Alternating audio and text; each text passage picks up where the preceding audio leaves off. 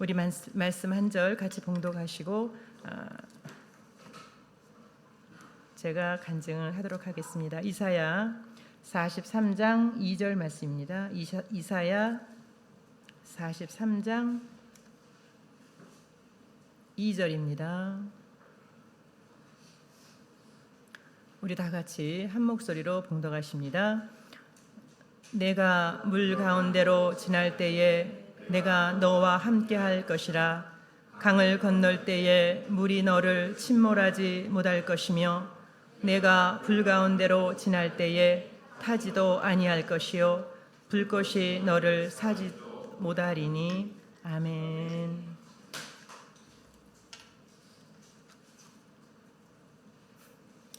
할렐루야. 감사합니다. 제가 오늘 조금 떨리는 것 같으네요.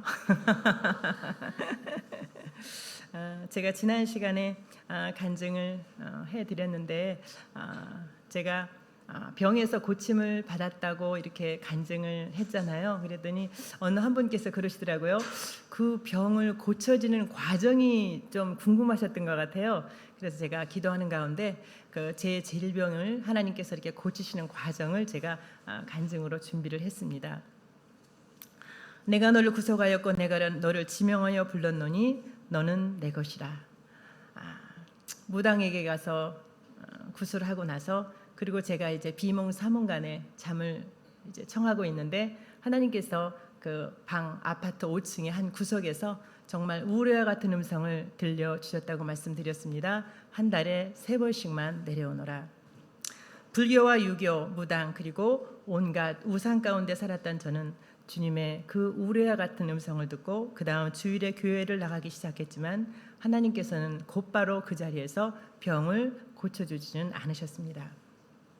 저는 하나님에 대해서는 잘 모르지만 하나님께서는 주일마다 교회를 빠지지 않고 열심히 나갈 수 있는 열심을 주셨고 제가 교회에 나간 지 불과 몇 달이 안 되어서 저희 남편을 교회로 인도해 주셨습니다.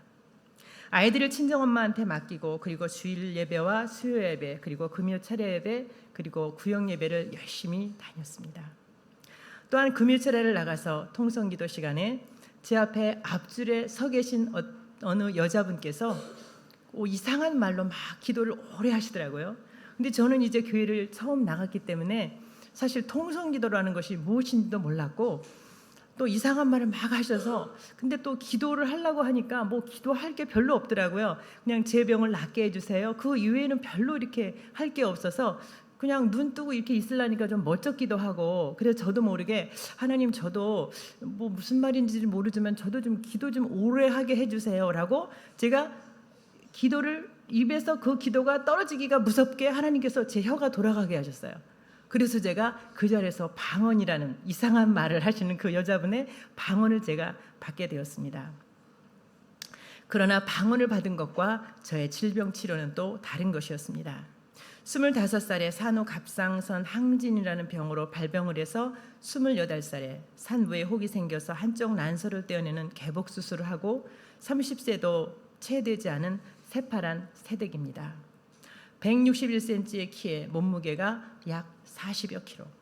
얼굴은 백지장과 같고 한의원에 가면 그 의사 선생님께서 아니 새댁이 맥이 80세 노인 같은 맥이라고 이렇게 말씀을 하세요.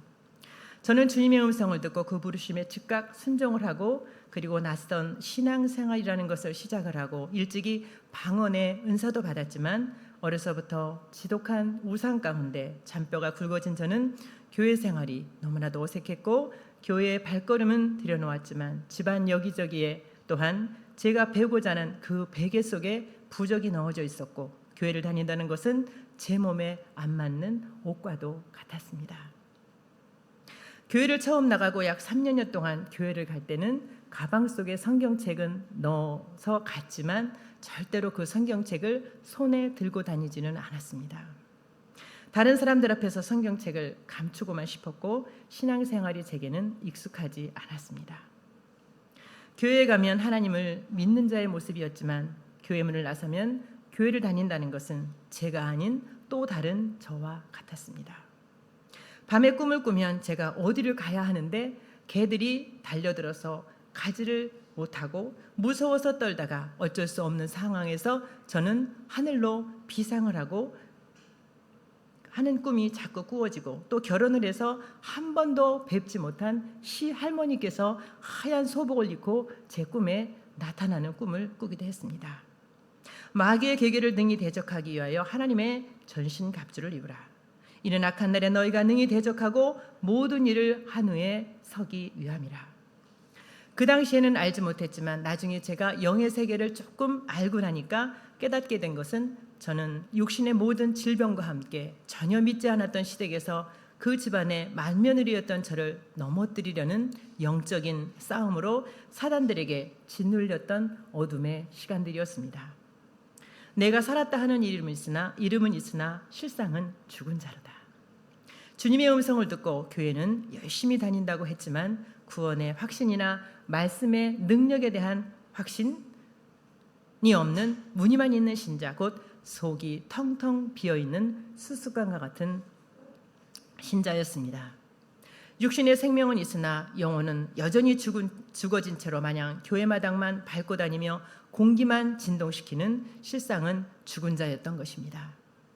그러던 중 저는 남편의 사업으로 인해서 충북 옥천으로 이사를 하게 되었고, 이사를 하면서 저의 질병은 더욱 심해지고 첫 번째 수술 2년 만에 다시 두 번째 개복 수술을 하면서 저의 몸은 만신창이가 됩니다. 한약과 양약, 침, 생각만 해도 끔찍했던 인골, 사슴의 생피, 몸에 좋다고 하는 것은 이를 악물고 온갖 것을 다 해보았습니다. 유서를 써놓고 저녁이면 육신의 고통이 너무 힘들어서 이 밤에 하나님 저를 데려가 주세요 라고 기도를 하고 죽을 날을 기다리며 살았습니다. 두 자녀들을 위해서 내가 살아야만 한다는 것을 잘 알면서도 질병의 모든 고통은 저의 살아야만 한다는 의지를 뛰어넘었습니다. 이러한 상황 가운데서 주님께서는 제 안에 실오라기 같은 소망을 잉태시켜 주셨습니다. 나는 너를 치료하는 여호와임이라. 여호와를 경외하는 자에게 의로운 해가 떠올라서 치료의 강선을 바라리니 너가 외양간에서 나온 송아지같이 뛰리라.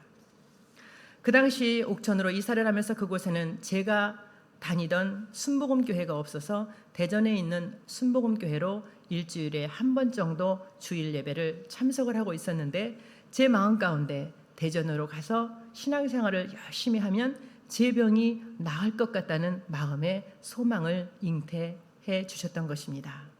저희는 결국 그 실오라기 같은 소망을 안고 잘 되었던 사업을 시작한 지 3년을 미처 채우지 못하고 못내 대전으로 이사를 하게 됩니다. 죽음이 코앞에 닥치니까 삶의 터전인 생업은 안중에 없었습니다. 오직 어린 두 아들을 위해서 살아야만 한다는 일념, 그 일념은 생업을 뛰어넘었던 것입니다. 큰 아이를 낳고 발병원에서 7년이라는 질병의 고통과 영적인 짓눌림의 어둠, 악몽과 같은 시간들이 지리하게 지나가고 있었습니다.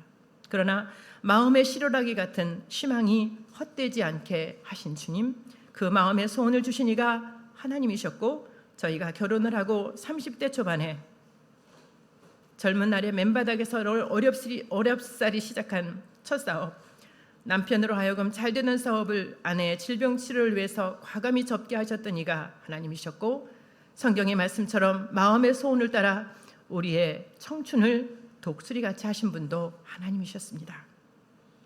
저는 마음의 소원을 따라 대전에서 교회를 출석하게 되었고, 교회의 모든 예배와 제가 구역장은 아니었지만 구역장 예배까지도 참석을 하면서 주님께서 제게 조금씩 힘을 주시는 대로 성가대, 주방봉사, 그리고 구역장, 여선교회 회장, 제 나름대로 최선을 다해서 교회에 봉사할 수 있는 마음을 하나님께서 주셨습니다.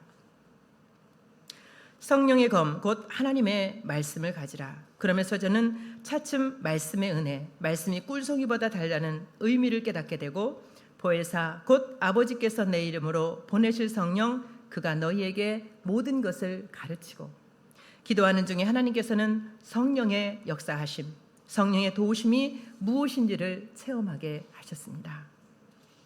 하나님의 말씀은 좌우에 날선 검이 있어 하나님의 말씀은 살아운동력이 있어 좌우의 날선 검보다도 예리하여 혼과 영과 및 관절을 찔러 쪼기까지 하고 영혼이 잘된 같이 범사에 잘되며 강건하기를 간구하노라.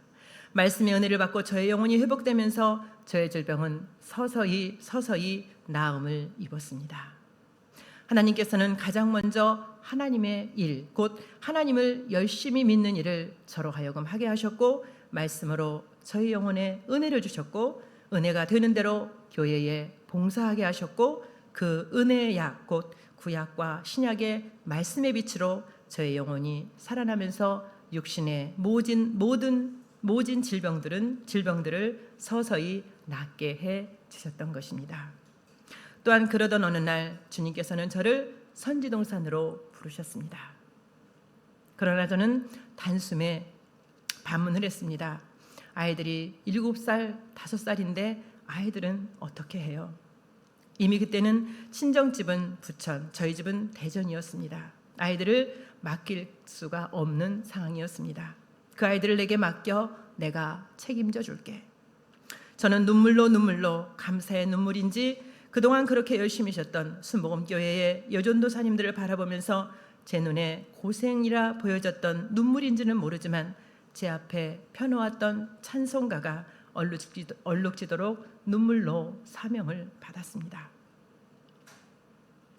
믿음이 연약했던 저는 그 이후로 6개월을 버티다가 신학을 하지 않고는 견딜 수 없는 심령으로 결국 하나님 앞에 두 손을 들고 주님이 주시는 용기와 주님께서 아이들을 책임져 주시라는 믿음으로 선지동산에 발걸음을 떼게 되고 신학교 3학년 때 사역을 시작해서 지금에 이르렀습니다. 사방으로 우겨싸임을 당하여도 우겨싸이지 않는 것은 주께서 나와 함께 하심이라. 내가 물 가운데로 지날 때에 내가 너와 함께 할 것이라. 강을 건널 때에 물이 너를 침몰치 못할 것이며 내가 불 가운데로 행할 때에 타지도 아니할 것이요 불꽃이 너를 사르지도 못하리니. 하나님께서는 저를 하나님의 자녀로 부르시고 저의 질병을 단번에 낫게 해주지는 않으셨지만 이스라엘 백성들을 40년의 광야에서 구름 기둥과 불 기둥으로 인도하신 임마누엘의 하나님께서는 7년이라는 저의 오랜 시간 질병이 치료되어지는 과정 속에서 함께 해 주셨습니다. 내가 세상 끝날까지 너와 함께 하리라. 두 번의 개벽 수술을 하는 가운데 영으로 임재하신 하나님이 눈에 보이지 않고 귀에 들리지 않고 손에 잡혀지지 않았지만 주님께서는 말씀과 그리고 소망으로 함께해 주셨습니다. 내가 너희에게 평안을 끼치노니 너희는 마음에 근심도 말고 두려워하지 말라. 수술대 위에서 마취를 하기 전에 주님께서는 저의 마음에 평안을 주시며 이렇게 기도하게 하셨습니다. 내가 수술을 하는 동안 주님이 계시는 주님의 나라에서 주님을 만나고 오리라. 물론 두 번의 수술 가운데 수술대 위에서 주님을 만나지는 못했지만 마음에 소원을 주시며 평안 가운데로 인도하시는 주님의 임재를 느낄 수가 있었습니다. 수술대 위에서 제게 주셨던 이 평안은 그 후로 제가 사는 날 동안의 일상의 삶 가운데로 이어지게 해 주셨습니다. 제게 놓여지는 상황 속에서 처해지는 일이 크면 클수록 주님께서는 일의 무게만큼 더 큰 평안으로 저를 인도해 주셨습니다. 때문에 앞으로 어떠한 상황이 제 앞에 놓여진다 할지라도 전혀 두려워하지 않고 지금까지 그리하셨던 것처럼 저를 세상이 감당할 수 없는 평안으로 인도해 줄 것을 믿는 믿음으로 살아갑니다. 병에 좋다는 세상의 온갖 것도 저의 영혼의 눌림과 육신의 질병을 낫게 하지는 못했지만 심히 큰 능력이 하나님께 있음을 깨닫게 하시고자 질그릇과 같이 연약한 자인 제 안에 보배이신 예수 그리스도를 선물로 주셨습니다. 예수의 생명으로 끝내 죽음에서 생명으로 살아나게 하셨습니다. 약할 때 강함 대신에 나의 보배가 되신 주 나의 모든 것. 제 육신이 힘겨울 때마다 오직 주님의 능력을 의지하며 제 입술에 떠올리는 복음성가 가사입니다. 그렇습니다. 주님께서는 제 인생의 모든 것이 되어주셨고 앞으로도 그렇게 해 주실 것입니다. 저의 발걸음은 세상 어느 곳에 있을 때보다 교회에 머무를 때에, 그리고 제가 주의 일을 할 때에 제 영혼에 진정한 기쁨과 평안이 있습니다. 지금까지 저의 삶 가운데 삶의 귀로마다 기도하게 하시고 한 번도 실수하지 않으시며 주님 보시기에 가장 선한 길로 인도하셨던 주님, 그 은혜가 주님 앞에 서는 그날까지 이어지게 해 주실 것을 믿는 믿음으로 살아갑니다. 젊은 나이에 일찍이 죽음의 언덕을 넘나들면서 질병의 고통이 얼마나 힘든가를 겪은 저는 세상에 일을 하면서 아무리 일이 힘이 든다 할지라도 질병의 고통과 견딜 수 없다는 것을 일찍이 하나님께서 제게 깨닫게 하셨기 때문에 그 이후로 제 삶 가운데 제 앞에 놓여져 있는 어떠한 일도 어렵지 않게 감당할 수 있는 내적인 힘을 가지고 살아올 수 있었음에 하나님께 감사를 드립니다. 사역의 길을 걸어오면서 육신의 질병으로 고통하는 자를 긍휼히 여기며 그의 고통이 저 자신의 고통이 되게 하셔서 함께 손을 모으고 기도하면서 이 길을 걸어올 수 있게 하신 하나님께 또한 감사를 드립니다. 우상을 믿던 새 가족들이 쉽게 교회에 정착을 하지 못하고 방황할 때 또한 저 또한 그 길을 걸어온 자이기에 새 가족들을 공감하면서 여기까지 인도해 주신 하나님 앞에 또한 감사를 드립니다. 거룩함으로 행복한 삶, 이 땅에 사는 동안 세상의 어느 것보다 우리의 영혼의 거룩함이 가장 큰 복이요 행복이라는 것을 깨닫고 흔들리지 않고 오직 저의 시선이 주님을 향하여 살아가게 하심에 또한 감사를 드립니다. 이 땅에 사는 동안 세상의 어떠한 부요함보다 저의 부족하고 연약한 삶 가운데 하나님의 일하심을 목도하며 체험하는 것이 가장 큰 부요함이라는 것을 깨닫게 하셨음에 감사를 드립니다. 세상에서 가장 무명한 자 같으나 주님을 아는 자가 가장 유명한 자임을 또한 깨닫게 하신 주님께 감사를 드립니다. 비록 육신은 날로 약해져 가고 가진 건강은 없지만 순간순간 주님이 공급하시는 힘으로 사는 것이 가장 건강한 자임을 또한 깨닫게 하신 하나님께 감사를 드립니다. 지극히 작은 자를 통해서 크신 주님께 영광을 올려드릴 수 있도록 귀한 자리를 허락하셨음에 감사를 드리며 주님의 은혜를 함께 나눌 수 있는 공동체를 허락하셨음에 또한 감사를 드리며 제게 베풀어 주신 주님의 은혜가 이 자리에 함께 하신 모든 분들께 함께 하시기를 간절히 소원합니다. 우리 함께 기도하시겠습니다. 주님, 하늘을 두루마리 삼고 바다를 먹물 삼아도 그 크신 하나님의 사랑을 다 기록할 수 있으리이까? 우리 입술의 모든 말로 어찌 주님의 그 크신 사랑을 다 말할 수 있으리이까? 우리 연약한 믿음과 육신으로 어찌 주님의 한량없는 은혜를 다 갚을 수 있으리이까? 우리의 코끝에 호흡이 닿는 그날까지 우리 모두가 어떠한 상황 가운데서도 우리의 자녀들을 끝까지 사랑하며 용서하는 어미의 심정으로 모진 고통을 이겨내신 주님의 사랑, 죽었다가 다시 살아난 아들로 인해서 기뻐하는 과부의 기쁨으로 부활의 주님을 전하며 그리스도의 남은 고난을 우리의 육체에 채워내므로 주님의 큰 기쁨이 되어지는 세종 공동체가 되게 하여 주시옵소서. 우리 모두를 죽음의 자리에서 영원한 생명의 자리로 인도하신 예수 그리스도의 이름으로 기도합니다. 아멘.